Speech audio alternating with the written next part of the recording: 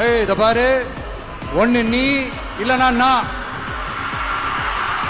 நான் இல்லனா நீ இல்லனா நான்.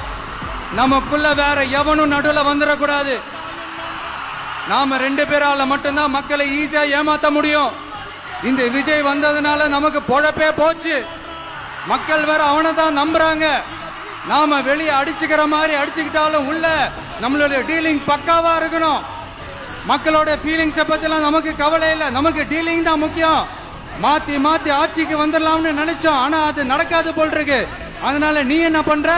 எஸ்ஓபின்னு போட்டு ஒரு பக்கம் அவனை தடுத்துரு, இன்னொரு பக்கம் அவன் மேல பழி போட்டு நானும் தடுத்துறேன். என்ன ஓகேவா? டீலிங் ஓகேவா? ஓவர்.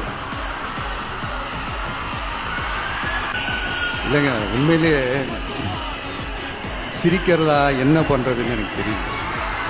உண்மையிலே இப்படிதான் இருக்கு அவங்க டீலிங்லாம்.